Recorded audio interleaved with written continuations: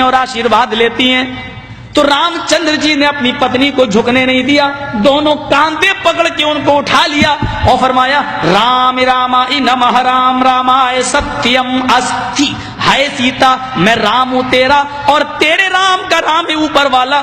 Sanskrit grammar میں یہ رام رام آئے، جب رام کے ساتھ آئے آ جائے تو اس کا معنی ہوتا کا لیے، کے لیے، کو لیے، کی لیے۔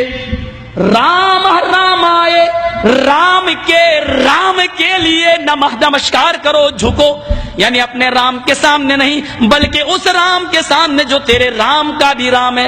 اے سیتا میں تیرا رام ہوں اور تیرے رام کا رام ہے اوپر والا۔ رام رامائے نمః، اپنے رام کو پرنام نہ کر بلکہ اس رام کے سامنے جھک جو تیرے بھی رام کا رام ہے۔ اس لیے ہندوؤں میں جب کوئی مر جاتا تو کہتے ہیں رام رام ستیہ ہے۔ ارتھی دیتے وقت شمشان گھاٹ میں لے جاتے وقت کیا کہتے ہیں؟ رام رام ستیہ ہے۔ اب بدل دیا، کہنے لگے رام نام ستیہ ہے، حالانکہ سنسکرت نہیں بدل سکتے۔ رام رامائے ستیم استی، رام کا رام سچا ہے، یعنی رام رام سچا ہے۔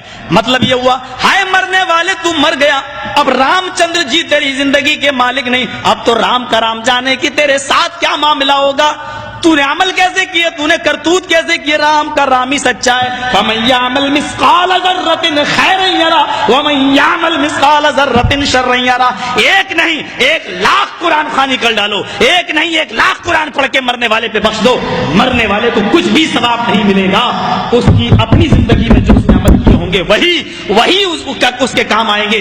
اگر قرآن خوانی کر کے کسی کو بخشنے سے ثواب ملتا ہوتا اور کوئی آدمی جنت میں جانے والا ہوتا، قرآن کے بخشنے سے تو اندرا گاندھی تو جنت الفردوس کی وارث ہو جائے گی۔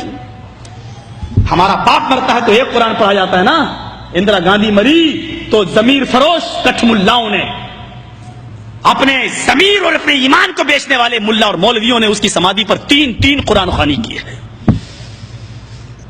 صرف کانگریس سے پیسہ وصول کرنے کے لیے۔ تین قرآن، ایک قرآن جس پر پڑھ کے بخش دیا جائے تمہارا باپ جنت میں چلا جائے، تین پڑھے جا رہے ہیں، کیوں نہیں جائے گا؟ صاحب وہ کافر ہے، کافر کہاں ہے؟ نہیں وہ کلمہ نہیں پڑھتا، جو کلمہ تم پڑھتے ہو وہ بھی تو وہی کلمہ پڑھتا ہے۔ تم کہتے ہو لا الہ الا اللہ محمد رسول اللہ، اس کے یہاں پر بھی تو یہی کلمہ لکھا ہوا ہے۔ اتھرو وید کے 20ویں کانڈ میں، اور پنڈت مرنے سے پہلے اپنے بیٹے کو وہی انکہی کے جملے سکھلاتا ہے، لا الہ ہرنے پاپن الا اللہ پرم پدم، تو جو چاہے سورگ تو جپے نام محمدم۔ ہائے میرے بیٹے، مرنے سے پہلے لا الہ الا اللہ پڑھ لینا، تیرے سارے پاپ مٹ جائیں گے۔ لا الہ ہرنے پا الا اللہ، لا الہ ہرنے پاپن الا اللہ پرم پدم، لا الہ الا اللہ پڑھ لینا، تیرے سارے پاپ ہر ہو جائیں گے، مٹ جائیں گے۔ یہی تو اللہ کے نبی نے کہا تھا ان الاسلام یہدم ما کان قبلہ، اسلام لے آؤ۔ اسلام کب لایا جاتا ہے؟ جب کلمہ پڑھا جاتا ہے۔ ما کان قبلہ، جتنے بھی گناہ تم نے کیے ہیں سارے کے سارے گناہ معاف ہو جائیں گے۔ جو کلمہ تم پڑھتے ہو وہی تو وہ بھی پڑھتے ہیں، فرق اتنا ہے۔ دلیل کیا ہے؟ تم کھڑی مورتی کی پوجا کر رہے ہو، وہ پڑی مورتی، ایک پڑی مورتی کی ایک کھڑی مورتی کی، یہ شنکر بھگوان کی مورتی ہے، یہ بڑے پیر صاحب کا یا نظام الدین اولیاء کا مزار ہے،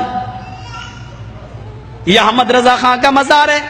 یہ کھڑی مورتی ہے، یہ پڑی ہے، جو کام اس پہ ہو رہا ہے وہی کام تو اس پہ بھی ہو رہا ہے، ورنہ مجھے بتا دو ہندو چنری چڑھائے مورتی پہ تو کافر، تم چادر چڑھاؤ تو پکے مسلمان، وہ ہار ڈالے تو کافر، تم پھول برساؤ تو پکے مسلمان۔ یہ کوئی چیز کھانے کی مورتی پہ چڑھائے تو کہے پرساد، پرساد کھانا حرام، یہاں پر کوئی چیز چڑھائی جائے اس کو کہو تبرک ہے، اور یہ کھانا بڑا مبارک۔ ہندو مورتی دھو کر اس کا پانی پی اور کہے کہ یہ گنگا جل سے زیادہ پاک پوتر ہے، اس سے بیماریاں صحیح ہو جاتی ہیں۔ مسلمان عرس کے موقع پر قبر دھو کر پانی اس کے بوتلوں میں بھرے اور کہے کہ اس کے آگے تو زمزم بھی فیل ہے، تو یہ پکا مسلمان۔ جو کام اس پہ ہو رہا ہے وہی کام تو اس پہ ہو رہا ہے۔